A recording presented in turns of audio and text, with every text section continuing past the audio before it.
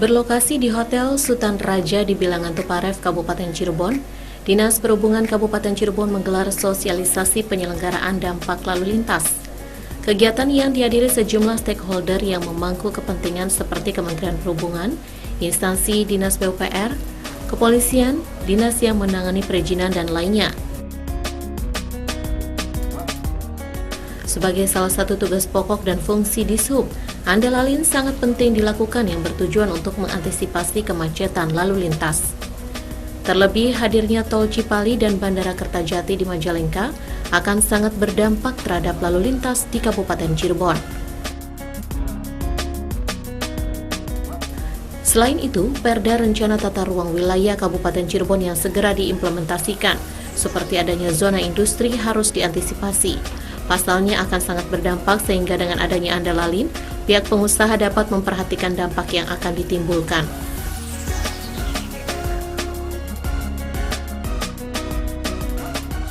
Kepala Dinas Perhubungan Kabupaten Cirebon mengatakan, Andalalin manfaatnya cukup banyak, tidak hanya berkaitan dengan masalah lalu lintas dari kendaraan, namun perusahaan juga harus memahami Andalalin.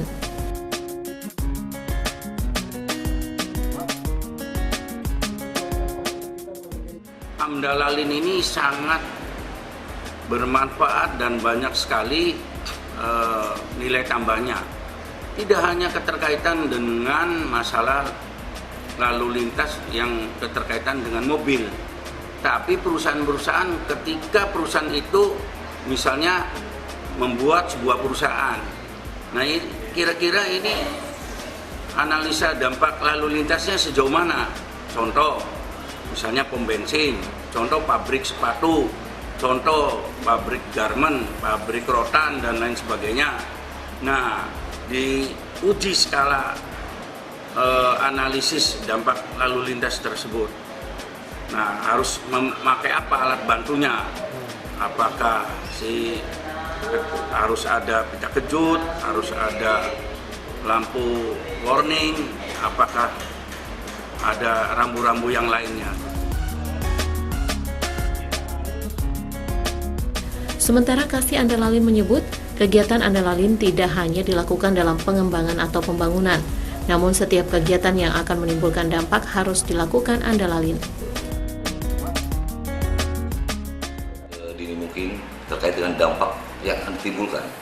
Dampak yang akan ditimbulkan itu kan tidak hanya dampak lingkungan, salah satunya adalah dampak lalu lintas. Sementara geometris jalan itu sendiri kan kita masih belum berubah kan. Jadi ada 3 faktor yang bisa berpengaruh terhadap kinerja bangkitan tarikan lalu lintas. Pertama adalah meningkatnya jumlah penduduk, keduanya meningkatnya perkembangan suatu perkotaan, kemudian yang ketiganya ya ini terkait dengan kesadaran, mindset, merubah kesadaran masyarakatnya. Ya. Yang selama ini membangun seenaknya kan, tanpa memperhatikan garis padan, kemudian membangun tanpa istilahnya memperhitungkan apa sih yang akan ditimbulkan. Nah, terus yang terakhir juga ini mungkin satu pesan yang mungkin perlu saya sampaikan pada seluruh masyarakat terkait dengan Andalalin. Gitu. Jadi kegiatan Andalalin ini tidak hanya dilakukan dalam pengembangan atau pembangunan aja kan, tapi juga ini perlu diketahui setiap pusat kegiatan yang akan menimbulkan tarikan bangkitan itu harus melakukan kajian Andalalin. Kami bukan melakukan kajian Andalalin itu bukan berarti mengada-ngada gitu kan. Karena ini amanat undang-undang kan, dan yang melakukan kajian ini adalah konsultan independen. Melalui forum sosialisasi ini diharapkan adanya sinergitas dengan sejumlah instansi seperti PUPR berkaitan dengan geometris wilayah. Sejarah fasilitas manajemen rekayasa lalu lintas dan kelengkapannya ada di Dinas Perhubungan, dan penegakan aturan ada di pihak kepolisian.